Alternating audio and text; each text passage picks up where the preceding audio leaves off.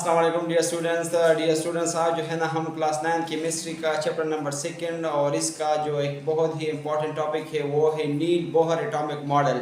इससे पहले हमने रदरफोर्ड एटॉमिक मॉडल को डिटेल से डिस्कस किया है और जो रदरफोर्ड एटॉमिक मॉडल के डिफेक्ट्स थे, लिमिटेशन थे, डिसएडवांटेज थे या ड्रॉबैक्स थे, उनको जो है ना नील बोहर ने कवर किया है और उनको नील बोहर ने अपनी अचीवमेंट जो है ना वो बनाई है। ठीक है, तो चलिए देखते हैं कि नील बोहर एटॉमिक मॉडल में क्या है। ठीक है, तो सबसे पहले हमारे पास जो नील बोहर की एटॉमिक मॉडल है वो हमारे पास 1913 में पेश आई थी। यानी ये जो इसने एटॉमिक मॉडल पेश की थी वो 1913 का ज़माना था। ठीक है, और रदरफोर्ड ने जो अपना एटॉमिक मॉडल पेश किया था वो 1911 का ज़माना था। तो तकरीबन 2 साल बाद जो है ना नील बोहर ने आके रदरफोर्ड से बेहतर एटॉमिक मॉडल पेश की और जो कमियां और जो खामियां वगैरह थे ना रदरफोर्ड एटॉमिक मॉडल में, उनको नील बोहर ने जो है ना अपनी अचीवमेंट जो है ना बना ली। तो चलिए देखते हैं कि कौन से नील बोहर के ने जो है ना वो दी है एटॉमिक मॉडल में, कौन कौन से पॉइंट्स कैसे दिया है आपने एटॉमिक मॉडल। तो सबसे पहले हमारे पास बात यह है कि Niels Bohr presented a new atomic theory. Niels Bohr ने जो है ना एक नई एटॉमिक थ्योरी 1913 में प्रेजेंट की है। ठीक है, टू ओवरकम, ताकि हम जो है ना ओवरकम कर सके defects of Rutherford atomic model. यानी रदरफोर्ड एटॉमिक मॉडल के जो डिफेक्ट्स थे हमारे पास उनको कम कर सके या उनको जो है ना ख़त्म कर सके, उनको रिजॉल्व कर सके। ठीक है, तो इस मकसद के लिए हमारे पास नील बोहर ने 1913 में आकर एक एक्सपेरिमेंट परफॉर्म की और उन एक्सपेरिमेंट्स के बेस पे जो है ना एक मॉडल दिया जिसको नील बोहर एटॉमिक मॉडल कहा जाता है। ठीक है, तो इसके कुछ एजम्पशन भी है।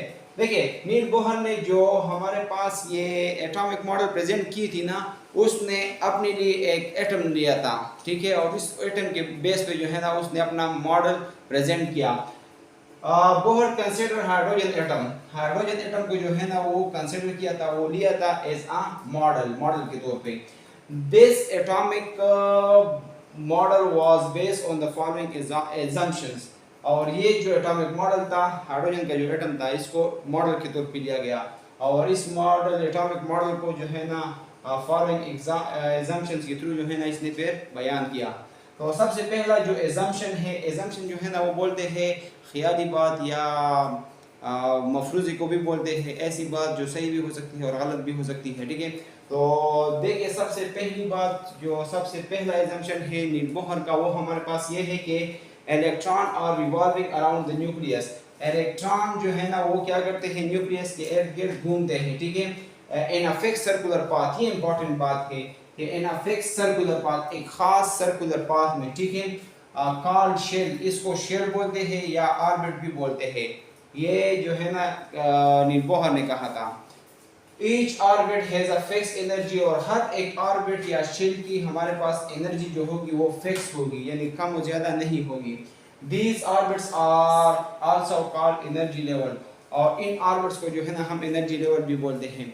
देखिए, मैं सिंपल वर्ड में आप लोगों को समझाता हूँ कि नील बोहर ने फर्स्ट एजम्पशन में ये बताया है हमें कि हमारे पास जो इलेक्ट्रॉन न्यूक्लियर एटम के अंदर न्यूक्लियस है, उस न्यूक्लियस से इर्द गिर्द इलेक्ट्रॉन घूमते हैं और ये जो इलेक्ट्रॉन इर्द गिर्द घूमते हैं इनकी अपनी अपनी फिक्स सर्कुलर पाथ होती है और इन पाथ की जो है ना अपनी अपनी फिक्स एनर्जी भी होती है। ठीक है, और इन सर्कुलर पाथ को, इन फिक्स सर्कुलर पाथ को हम शेल बोल सकते हैं, ऑर्बिट बोल सकते हैं या एनर्जी लेवल भी बोल सकते हैं। तो इसके ये 3 नाम है। देखिए, ये हमारे पास एक एटम है। ठीक है, ये हमारे पास बोहर एटॉमिक मॉडल है।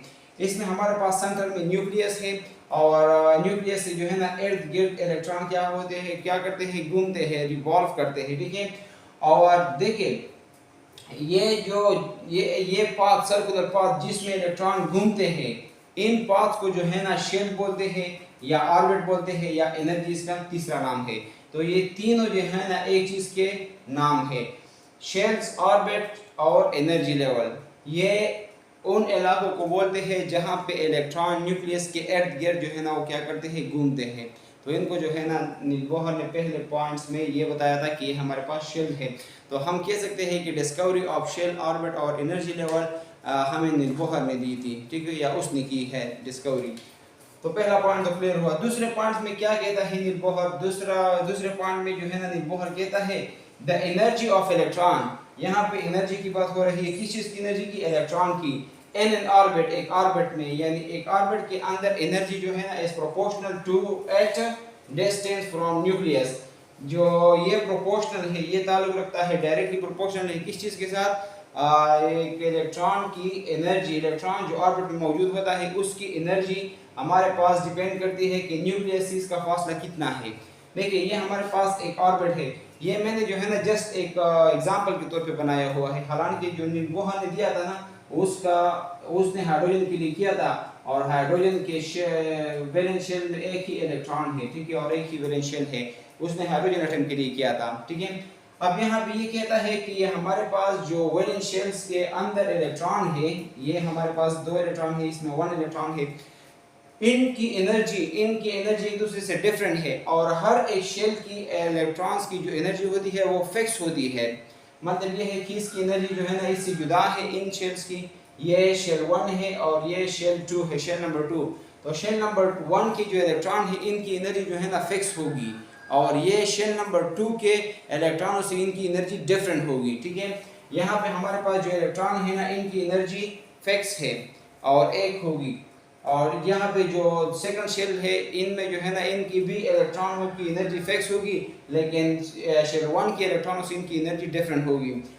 यहाँ पे कहते हैं कि इन एनर्जी इनकी ज़्यादा होगी या इनकी ज़्यादा होगी, बैरूनी शेल्स वाले इलेक्ट्रॉन्स की एनर्जी ज़्यादा होगी या अंदरूनी शेल्स वाली। तो देखिए ये हमारे पास डायरेक्टली डिपेंड करता है न्यूक्लियस के ऊपर, कि अगर हमारे पास इलेक्ट्रॉन का जो डिस्टेंस है, इलेक्ट्रॉन का जो फासला है, इलेक्ट्रॉन शेल में होते हैं ना, और अगर शेल जो है ना न्यूक्लियस के साथ ज़्यादा नज़दीक है तो इसका मतलब ये है कि इलेक्ट्रॉन ज़्यादा नज़दीक है, तो इसका मतलब ये भी है कि इसकी एनर्जी कम है, ठीक है। जितनी हमारे पास न्यूक्लियस के करीब इलेक्ट्रॉन होंगे उतनी ही हमारे पास क्या होगी, हमारे पास जो इन इलेक्ट्रॉन्स की एनर्जी होगी वो कम होगी, लो एनर्जी होगी, ठीक है। इनकी एनर्जी क्या होगी, लो होगी। यानी हमारे पास वैलेंस शेल्स और न्यूक्लियस के दरमियान जितना डिस्टेंस कम होगा उतनी ही उन इलेक्ट्रॉन्स की एनर्जी कम होगी। ये हमारे पास के शेल है, और के शेल जो है ना वो न्यूक्लियस के सबसे नज़दीक तरीन शेल होता है। तो के शेल और न्यूक्लियस के दरमियान जो डिस्टेंस है ये स्मॉल डिस्टेंस है, ये बहुत कम डिस्टेंस है, और ये डिस्टेंस कम है तो इसी वजह से जो है ना इन के शेल्स के इलेक्ट्रॉन्स की एनर्जी भी कम होगी, और जितने हम ऊपर जाते रहेंगे उतनी ही हमारे पास distance between nucleus and electron बढ़ती जाएगी, और जितनी एनर्जी जितनी डिस्टेंस ज़्यादा होती जाएगी उतनी ही हमारे पास एनर्जी इलेक्ट्रॉन्स की ज़्यादा होती जाएगी या बढ़ती जाएगी, ठीक है, बढ़ जाएगी। फॉर एग्जांपल हमारे पास ये शेल के बाद जो है ना एल शेल आता है, एल शेल के जो इलेक्ट्रॉन है ना ये न्यूक्लियस से दूर है एज कम्पेयर टू के शेल, तो इसके दरमियान जो डिस्टेंस है इन इलेक्ट्रॉन्स, एल शेल के जो इलेक्ट्रॉन्स है और न्यूक्लियस के दरमियान जो डिस्टेंस है वो ज़्यादा है, तो इसी वजह से एल शेल के इलेक्ट्रॉन्स की जो एनर्जी होगी वो के शेल के इलेक्ट्रॉनों से ज़्यादा होगी। यानी हमारे पास एनर्जी ऑफ इलेक्ट्रॉन डिपेंड करता है कि इलेक्ट्रॉन और न्यूक्लियस के दरमियान फासला कितना है। अगर फासला ज़्यादा है तो इलेक्ट्रॉन्स की एनर्जी भी ज़्यादा होगी, अगर फासला कम है तो इलेक्ट्रॉन्स की एनर्जी भी कम होगी। सिंपल जो है ना ये सेकंड assumptions का ये मतलब था। अच्छा, फिर बोलते हैं कि the further the electron from the nucleus, जितना दूर होगा इलेक्ट्रॉन किस चीज से, न्यूक्लियस से, तो क्या होगा, the higher will be the energy, तो एनर्जी क्या होगी, ज्यादा होगी, ठीक है। जितना दूर होगा इलेक्ट्रॉन न्यूक्लियस से उतनी ही इलेक्ट्रॉन्स की एनर्जी ज्यादा होगी, और जितना करीब होगा न्यूक्लियस के इलेक्ट्रॉन जो है ना न्यूक्लियस के जितना करीब होंगे तो उतनी ही उन इलेक्ट्रॉन्स की एनर्जी कम होगी, ये इसका मतलब है। अब नेक्स्ट assumption नंबर 3 में जो है ना नील बोहर ने ये बताया था कि as long as electron are revolving around the nucleus, जब तक इलेक्ट्रॉन जो है ना न्यूक्लियस के इर्द गिर्द घूमते हैं, एंड फिक्स सर्कुलर पाथ, एक फिक्स सर्कुलर पाथ में, ठीक है। फिक्स सर्कुलर पाथ का मतलब ये है कि स्पाइरल पाथ में नहीं, फिक्स पाथ में। ये हमारे पास एक फिक्स सर्कुलर पाथ है और ये हमारे पास स्पाइरल पाथ है। इस तरह की स्पाइरल पाथ नहीं, फिक्स सर्कुलर पाथ में अगर इलेक्ट्रॉन्स घूमते हैं तो क्या होगा, दे डू नॉट गेन, ये तो ना एनर्जी को गेन कर सकते हैं, नेदर गेन एनर्जी और नो लूज एनर्जी, ठीक है। मतलब ये है कि energy of N orbit is fix, एक ऑर्बिट की जो एनर्जी होती है वो फिक्स होगी, ये हमारे पास फॉर एग्जांपल एक ऑर्बिट है और इसकी जो एनर्जी होगी वो फिक्स होगी, ठीक है।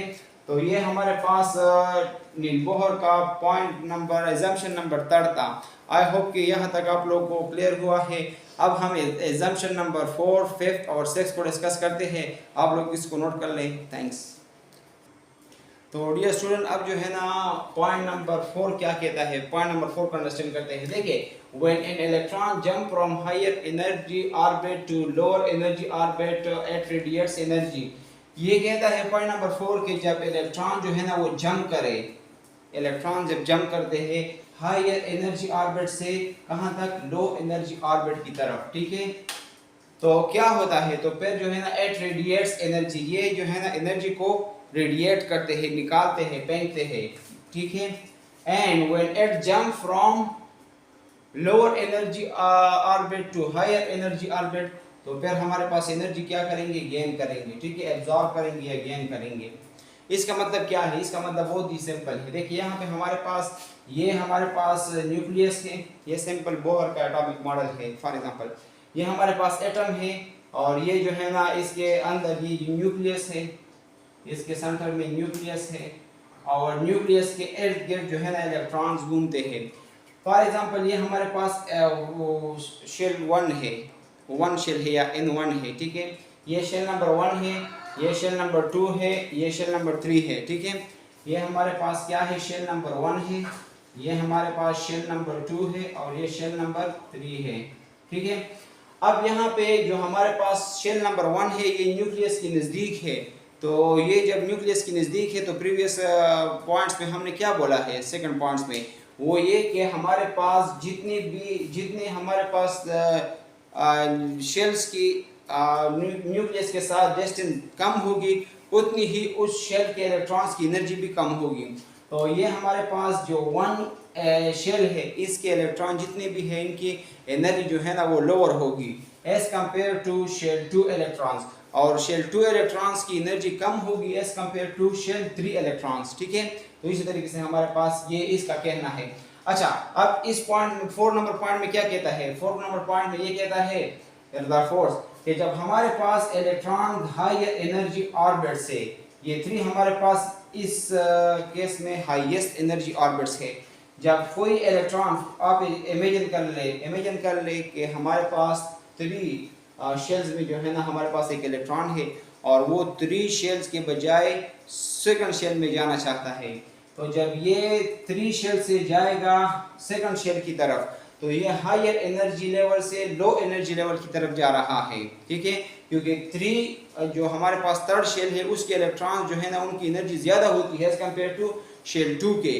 तो जब ये सेकंड शेल से थर्ड शेल से सेकंड शेल की तरफ जा रहा है तो इसका मतलब ये है कि ये हायर एनर्जी ऑर्बिट से लोअर एनर्जी ऑर्बिट की तरफ जा रहा है।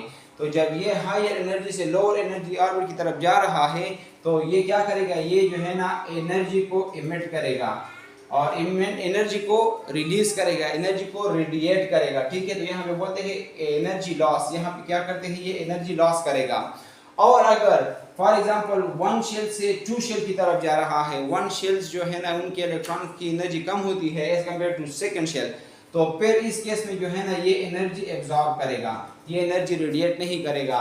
जब लोअर से हायर की तरफ जाते हैं तो एनर्जी गेन करते हैं और जब हायर से लोअर की तरफ आते हैं तो एनर्जी को रेडिएट करते हैं या छोड़ते हैं, ठीक है। ये पॉइंट नंबर 4 का कहना है। और इसने कहा था, एक इक्वेशन भी दी थी कि हम जो है ना एनर्जी को इस तरीके से कैलकुलेट कर सकते हैं, गेन ऑफ एनर्जी और लॉस ऑफ एनर्जी या एनर्जी डिफरेंस को जो है ना हम इस तरीके से कैलकुलेट कर सकते हैं। देखिए हमारे पास डेल ई है और डेल ई की जो है ना हम क्या करते हैं कि E2 माइनस E1 करते हैं, ठीक है। तो E2 माइनस E1 जो है ना हमारे पास म्यू के बराबर है, ठीक है। ये हमारे पास म्यू के बराबर है और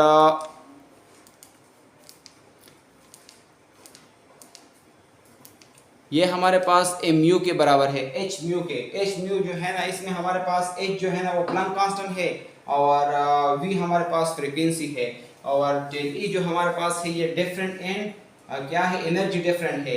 और E2 हमारे पास हाईएस्ट एनर्जी ऑर्बिट है, हाईएस्ट सॉरी E2 हमारे पास हाईएस्ट एनर्जी ऑर्बिट है और E1 हमारे पास है लोवेस्ट एनर्जी ऑर्बिट, ठीक है। अब यहाँ पे देखिए हमारे पास जो ये H जो है ना वो प्लैंक कांस्टेंट है और इस तरीके से F हमारे पास फ्रीक्वेंसी है। अब यहाँ पे पॉइंट नंबर 5 में क्या बोलते हैं नील बोहर साहब। पॉइंट नंबर 5 बहुत इंटरेस्टिंग है और बहुत सिंपल भी है। Electron can reside in any of the orbit and stay can not stay in between. Electron जो है ना वो तो रह सकता है, रिसाइड का मतलब है रहना, किस चीज में, एनी ऑफ द ऑर्बिट, किसी भी ऑर्बिट में इलेक्ट्रॉन जो है ना वो रह सकता है। And can not stay in between them, लेकिन इनके दरमियान जो है ना वो स्टे नहीं कर सकता। देखिए ये हमारे पास ऑर्बिट्स है ना, ये ऑर्बिट नंबर 1 2 3, ये इलेक्ट्रॉन तो यहाँ पे भी रह सकता है, यहाँ पे भी रह सकता है, यहाँ पे भी रह सकता है, लेकिन इनके दरमियान जो है ना ये नहीं रह सकता electron. In between of orbits या एनर्जी लेवल जो है ना वो रिसाइड नहीं करते, यानी यहाँ पे नहीं रह सकते, ठीक है। ये पॉइंट नंबर 5 का कहना है या एजम्पशन नंबर 5 का कहना है। अब एजम्पशन नंबर 6 में क्या बोलते हैं नील बोहर साहब, ये कहते हैं कि एंगुलर मोमेंटम MVR जिसको हम बोलते हैं angular momentum of electron, electron की जो एंगुलर मोमेंटम है ये इंटीग्रल मल्टीपल है किस चीज की, h/2 h/2 की ये क्या है, इंटीग्रल मल्टीपल है। इंटीग्रल का मतलब ये है कि ऐसे होल नंबर के साथ जो है ना इसकी मल्टीप्लिकेशन होगी, हाफ या आशारिया या पॉइंट्स वाले नंबर के साथ इसकी मल्टीप्लिकेशन नहीं होगी, ठीक है। तो यहाँ पे हमारे पास बोलते हैं MVR angular momentum is equal to NH/2π, ठीक है। इसमें हमारे पास n जो है ना वो नंबर ऑफ शेल को या ऑर्बिट को शो करता है और h जो है ना प्लैंक कांस्टेंट है और ये हमारे पास जो है ना म्यू क्या पाई है, ठीक है 2π। अब इसमें हमारे पास n क्या है, नंबर ऑफ शेल्स है 1 2 3 4 5 कुछ भी हो सकता है। n जो है ना वो मास ऑफ इलेक्ट्रॉन है, यहाँ पे बोलते हैं, यहाँ पे MVR जो है ना वो तो इलेक्ट्रॉन की मोमेंटम की बात हो रही है ना, इलेक्ट्रॉन घूमता है तो जो चीज़ घूमती है उसी की मोमेंटम की बात होगी। m जो है ना मास है किस चीज़ की, मास ऑफ इलेक्ट्रॉन, ये इलेक्ट्रॉन की मास है। r हमारे पास रेडियस है, यहाँ पे r है ना रेडियस है, तो रेडियस किस चीज़ की है, radius of orbits with which electron revolving, ये वो रेडियस है जिसके साथ जो है ना इलेक्ट्रॉन क्या करता है, रिवॉल्व करता है, घूमता है। ये हमारे पास पहले शेल के इलेक्ट्रॉन की ऑर्बिट है, ये हमारे पास जो है ना दूसरे शेल के इलेक्ट्रॉन्स की ऑर्बिट होगी और इस तरीके से जो है ना ये हमारे पास तीसरे ऑर्बिट्स के इलेक्ट्रॉन्स की ऑर्बिट होगी, ठीक है। तो इनको जो है ना हम ऑर्बिट्स बोलते हैं। अब यहाँ पे देखिए यहाँ पे क्या बोलते हैं, यहाँ पे जो है ना वो पॉइंट नंबर 6 है और पॉइंट नंबर 6 भी बहुत इंपॉर्टेंट बहुत इंटरेस्टिंग है, ठीक है। पॉइंट नंबर 6 में हमारे पास रदरफोर्ड कहता है नील बोहर कहता है, ये तो हो गया। v हमारे पास वेलोसिटी ऑफ इलेक्ट्रॉन है और h जो है ना प्लैंक कांस्टेंट है, ठीक है। अब यहाँ पे देखिए यहाँ पे जो है ना हमारे पास है बोहर एटॉमिक मॉडल। बोहर का जो है ना एटॉमिक मॉडल क्या है, देखिए बोहर का एटॉमिक मॉडल जो है ना ये इस तरीके से है, ठीक है।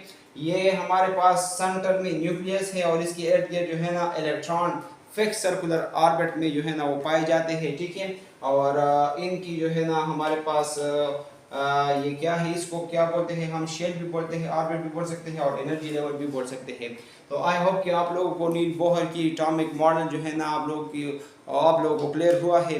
अगर कोई कन्फ्यूजन है तो आप लोग कमेंट सेक्शन में क्वेश्चन पूछ सकते हैं। And thank you for watching the lecture.